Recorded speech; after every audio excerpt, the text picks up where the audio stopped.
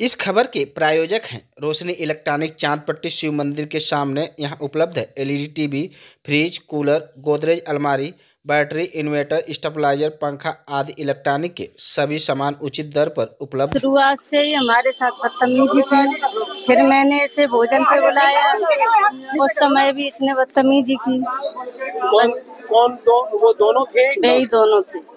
दोनों थे? हाँ। कथावाचक जो थे। हाँ। तो मैंने अपने पति को बताया, फिर उन्होंने कहा अगर अभी कुछ करते हैं तो भागवत खंडित होते है, गीता से चुप रहो।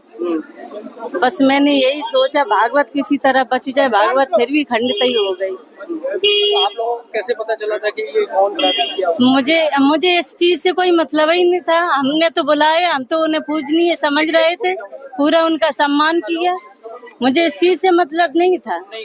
अच्छा। उनका तरीका गलत था, टच करना गलत था, इसलिए उनसे माफी मंगवाई। एक मूत्र का छिड़काव वाली बात ये गलत है, ये झूठ है, ऐसा थोड़ी कर सकते। अच्छा, वो वीडियो में पैर छूने की घटनाक्रम आपके साथ वो उसने बदतमीजी की, तब लड़कों ने माफी मंगवाई, ये पैर छुपाई।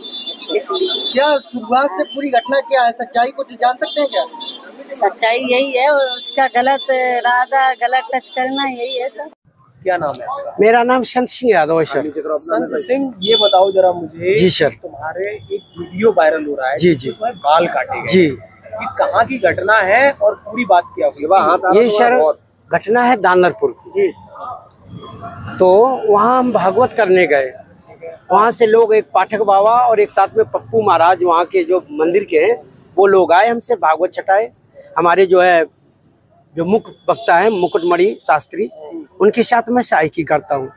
मेरा नाम संत सिंह यादव है।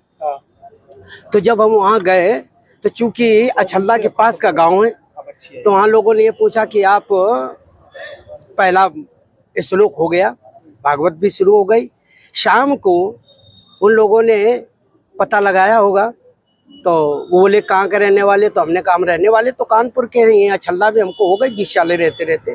क्या काम करते हो? तो हमने कहा पहले हम शिक्षक थे, स्कूल चलाते थे। क्योंकि जो मोदी सरकार आई तो उस समय प्राइवेट स्कूलों को बंद करवा दिया गया। इसके बाद फिर हम भागवत में लग गए। तो बोले कि तुम्हें पता चलता है कि चमार हो? हमने कहा हम चमार नहीं है साहब, हम यादव हैं। तो बोले कि आरडी दिखाओ। तो हमने कहा आरडी तो हम लाए नहीं, आधार कार्ड। बोले कि तो हमने कहा नंबर ले लो हमारा, हमारे घर से पता लगा लो। तो इन्होंने नंबर लिया, हमारे बेटे से पूछा, तो बेटे का नाम जैसे आरडी में हमने क्लिक किया तो उसका नाम लिख के आ गया, राज यादव। इन्होंने कहा कि साले ये 103 देरी है यहाँ पे ब्राह्मणों के गाँव में, तुम यादव होकर के, चमार होकर के यहाँ भागवत कहने आए हो। और इन्होंने बहुत हमें मारकूट करना शुरू कर दिया। रात भर इन्होंने बहुत टॉर्चर किया सर, यहाँ तक कि हमारे बाल काट दे। और जो परीक्षित बना था, परीक्षित की मैडम से इन्होंने मूत्र, बोले भाभी आप अपना मूत्र ले आओ, उसे मूत्र से हमारे ऊपर छड़का इन्होंने। बोले ये अब पवित्र हो गए, ब्राह्मण के ये मूत्र तुम्हारे ऊपर पड़ गया, अब तुम पवित्र हो गए, अब बताओ। अच्छा, तो ये तुमसे पैर क्यों छुआए गए? पैर इसलिए छुआए गए कि तुम यहाँ पे संकल्प करवाया, तो आपने हमारी भाभी से, हमारी जो है ये ब्राह्मणी है, इससे आपने पैर छुआया। हमने कहा पैर हमने नहीं छुआया, हम तो वैसे भी पैर नहीं छुआते। हमने ये कहा कि ठीक है। तो बोले कि नहीं, तुमने वो तो करवाया, संकल्प तो करवाया। तो हमने कहा संकल्प तो करवाना भाई, हमारा जो पाठन क्रिया में है वो हम करेंगे। तो ये बताओ, तुम आचार्य बन के गए थे? जी नहीं, आचार्य बन के, सहायक आचार्य। जी। कथावाचक कौन था? मुकुटमणि महाराज। मुकुटमणि, वो कौन बरादरी है? वो भी यादव। वो भी यादव। जी। तो जिन लोगों ने आपको कथावाचक के लिए बुक किया था, वो कौन बरादरी? वो ब्राह्मण है। वो ब्राह्मण? जी। तो ये कथा कब से होनी थी? ये तारीख 21 तारीख से सर। 21 तारीख। तो क्या तुमने ये नहीं कहा कि जब ये लोग हमको बुला के लाए हैं, इन्होंने बुक किया है, क्या उन्होंने जाके सब कुछ बताया हमने?